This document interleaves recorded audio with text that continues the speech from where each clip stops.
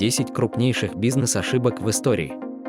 Мы все совершаем огромные ошибки, как НАСА, которая потеряла миллионы из-за ошибок, которые могли бы легко совершить дети младшей школы. Хирох по наивности позволил молодому Стиву Джобсу скопировать величайшее технологическое изобретение 21 века, и многие сказали «нет» Google в его ранние дни. Вот бизнес-ошибки, которые стоили миллионы или миллиарды из-за плохих решений, которые привели к банкротству глобальных корпораций. Это предостерегающие истории, реальные примеры ужасных решений, принятых другими, и их последствий. Номер 1. Kodak и его пренебрежение к цифровым технологиям. Компания Kodak через одного из своих лучших сотрудников, инженера Стива Сэмпсона, изобрела первую цифровую камеру. В Kodak они зарегистрировали патент на первую цифровую камеру. В то время компьютеры все еще были малопригодны, поэтому лучшим способом наслаждаться цифровыми изображениями был телевизор. Возможно, успех и прибыльность тогдашнего рынка аналоговых камер и их пленочных рулонов или кассет для проявки привели к тому, что Kodak совершила одну из худших ошибок в отрасли. Kodak доминировала на рынке камер в течение столетия, но, по-видимому, не знала, как адаптироваться к тенденциям нового тысячелетия. В ужасном решении они рискнули и сосредоточились только на аналоговых камерах и их пленочных рулонах, хотя они знали об огромной восприимчивости рынка к цифровым изображениям.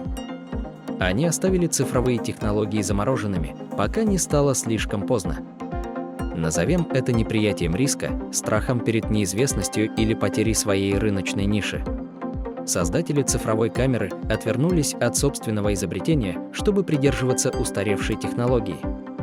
В 2000 году с взрывом цифровых технологий более 70% доходов Kodak все еще были сосредоточены в ее аналоговых продуктах. Начался упадок гиганта, слепого к рыночным тенденциям. С 2000 по 2010 год доходы Kodak упали менее чем вдвое. Компания изо всех сил старалась выйти на цифровой рынок, но ее модели камер приносили убытки, тем более на фоне бурно развивающегося рынка сотовых телефонов и других устройств со встроенными цифровыми камерами.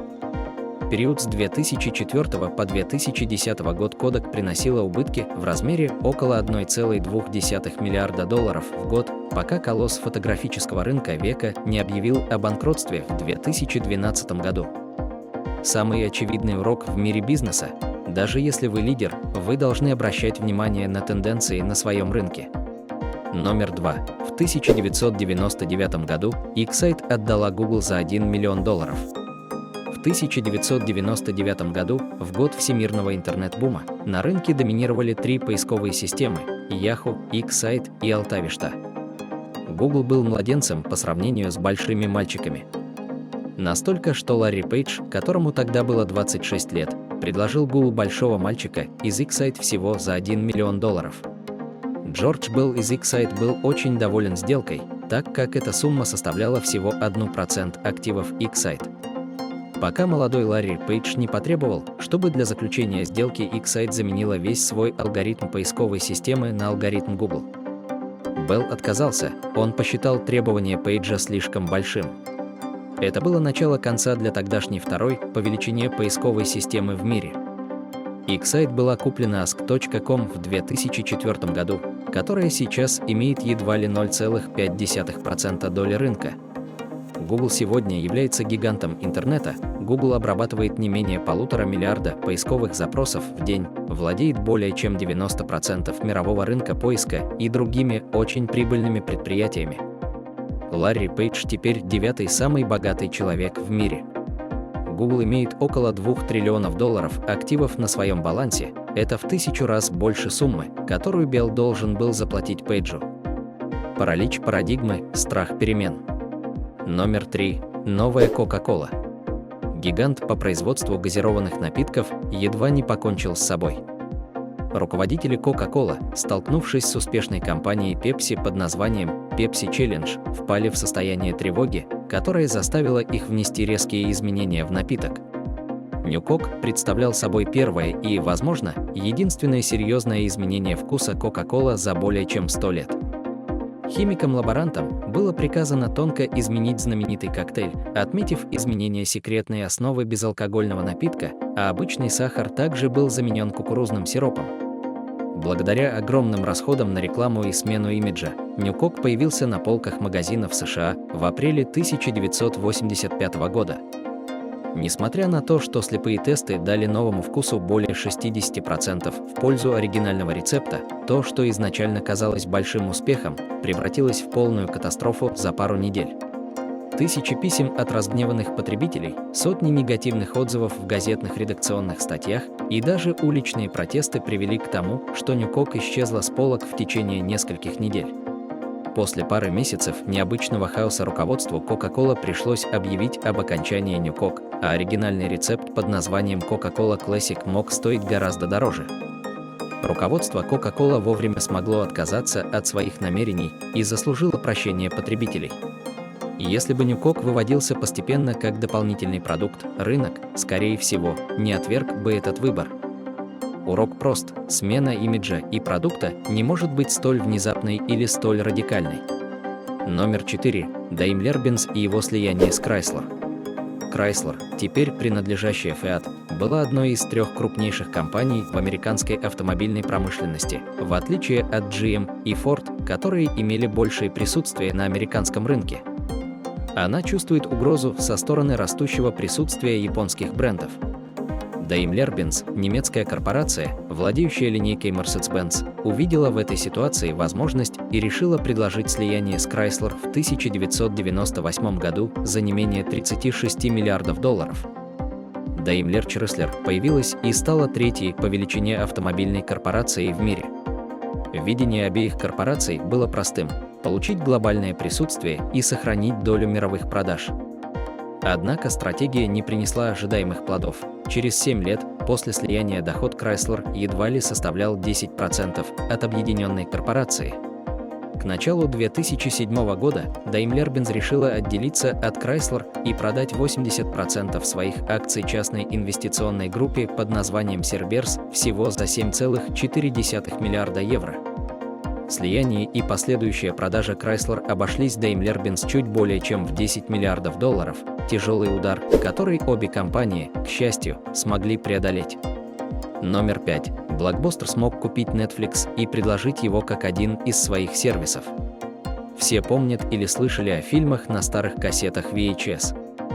Фильм в кинотеатрах мог стоить около $20 в формате видеокассеты.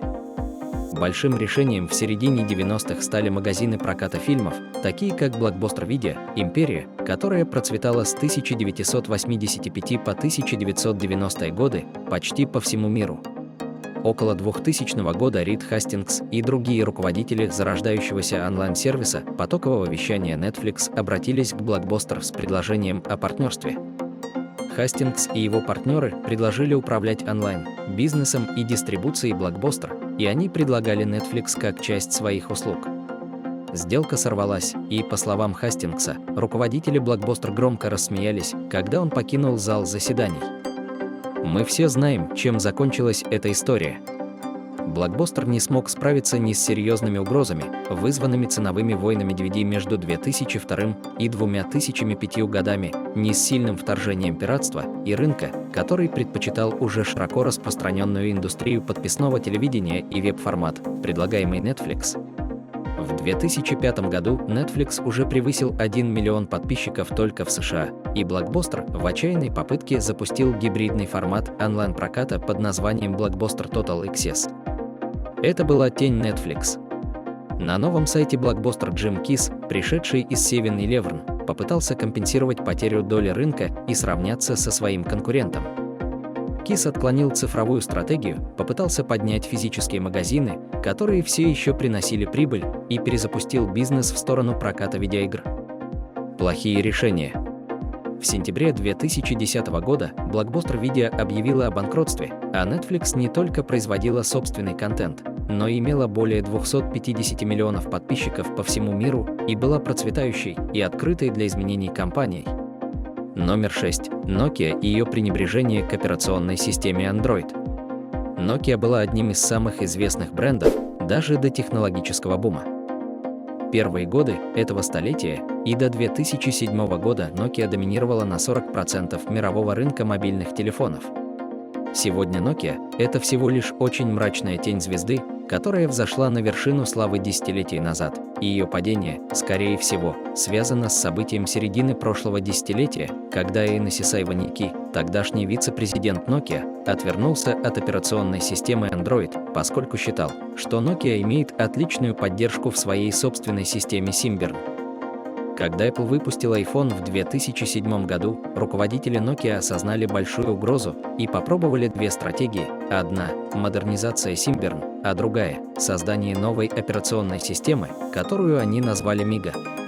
Обе команды, к сожалению, работают без внутренней борьбы, разделения, бюрократии и медлительности, что дорого оплачивается в мире технологий.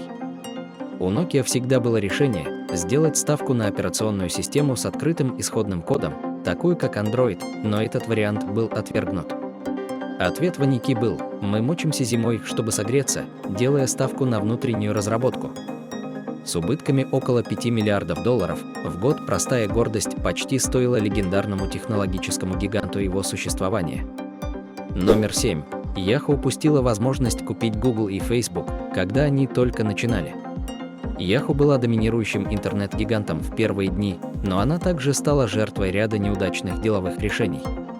Корпорация могла бы купить новаторский стартап веб-рекламы DoubleClick, который в конечном итоге был приобретен Google. Она также могла бы купить сам Google и даже Facebook в первые дни.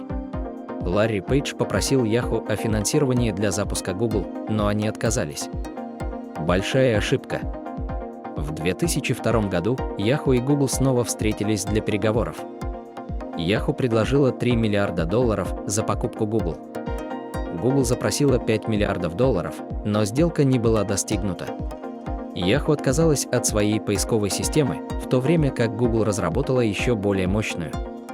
В 2006 году Yahoo отпустила Facebook, так как Марк Цукерберг запросил $1 миллион, в то время как руководство Yahoo согласилось на $1 миллион. В 2008 году Google совершила огромный скачок в управлении веб-рекламой, купив DoubleClick, компанию, которую Yahoo отказалась приобретать в то время. Наконец, в 2008 году Microsoft предложила купить Yahoo всего за $40 миллиардов. Руководство отказалось, посчитав это предложение низким. Год спустя Yahoo заплатила Microsoft за использование ее поисковой системы Bing, отвернувшись от собственной поисковой системы. В 2017 году Verizon Media выкупила остатки Yahoo за $4,48 миллиарда, а ее доля в дочерних компаниях Yahoo Japan и часть Alibaba были переданы Alibaba. Номер 8. Хирох и его ошибка с технологией, которую он передал Apple. Самая большая ошибка в бизнесе в истории – это ошибка Хирох из-за ее благих намерений и самоуверенности. Американская корпорация Хирох, мировой лидер на рынке копировальных аппаратов и тонера для печати, традиционно выделялась своей научно-исследовательской и опытно-конструкторской деятельностью. Хирох вполне могла бы стать беспрецедентной мегакорпорацией в 1970-х годах. Хирох имела роскошь владеть несколькими направлениями исследований, которые она даже не удосужилась коммерциализировать. Парой из них были легендарный персональный компьютер Хирох Аулто, очень продвинутый для своего времени, и создание и разработка графического пользовательского интерфейса, предшественника более поздних компьютерных систем. Руководство Хирох позволяло пользователям взаимодействовать с изображениями и графикой, что сегодня сопоставимо с современными операционными системами, в которых даже была мышь. В 1979 году Хирох предоставила Apple трехдневный визит на свои объекты в обмен на $1 миллион в акциях. Возможность не была упущена, и компания отправила свои лучшие таланты в лаборатории Хирох, включая Стива Джобса. Джобс разработал собственные аналогии из того визита в Хирох. В интервью 1994 года на вопрос о происхождении Macintosh Стив Джобс открыто ответил: «Хорошие художники копируют, великие художники крадут». Похоже, что люди в Хирох не знали, что у них в руках. Билл Гейтс со своей стороны также утверждал, что был вдохновлен достижениями Хирох. Хуже всего то, что, по словам Ларри Листера, инженера-разработчика Хирох и очевидца визита, Они показали всего 5% своих разработок, но этого было достаточно, чтобы вдохновить Стива Джобса. В начале 80-х Xerox подала в суд на Apple за использование ее технологий. Однако дело было отклонено и не имело никаких последствий, поскольку было подписано соглашение. Если бы ученые в Xerox не были такими доверчивыми, возможно, сегодня мы бы говорили о всемогущем Xerox PARC, а не о Windows или Macintosh. Они просто отдали крупнейшую технологическую инвестицию века своим конкурентам. Номер 9. Элементарная ошибка преобразования обходится НАСА в $327 миллионов. Mars Climate Orbiter стоимостью $327 миллионов потерян в космосе из-за самого глупого недоразумения в истории НАСА. Оказывается, многонациональный подрядчик по аэрокосмической технике Lockheed Martin спроектировал зонд на основе английской системы мер, в то время как ученые НАСА использовали в своей работе метрическую систему – футы в метры, мили в километры. НАСА может только представить себе результат. Отказ двигателей зонда и неисправность привели к потере околомарсианской орбиты около $327 миллионов напрасных затрат. У НАСА было несколько дней, чтобы осознать ошибку, но это расхождение в измерениях было замечено слишком поздно. Номер 10. Контролируемое сжигание обходится городу Лос-Аламос в $1 миллиард. Комиссия должностных лиц, отвечающих за национальный памятник Бандельер, совместно с пожарной службой города Лос-Аламос в Нью-Мексико, приняла решение о планировании контролируемого сжигания ввиду высокого неминуемого риска внутри памятника на горных вершинах Серра-Гранди. Было принято решение начать фазу сжигания 4 мая 2000 года.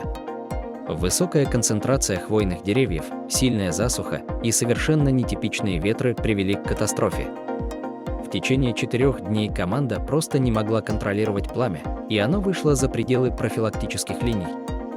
Город Лос-Аламос и город Санта-Клара пришлось эвакуировать. Около 400 семей потеряли свое имущество, была уничтожена 1000 акров. Человеческих жертв не зафиксировано. Однако, по данным Главного контрольно-счетного управления США, ущерб был оценен в чуть более $1 миллиарда.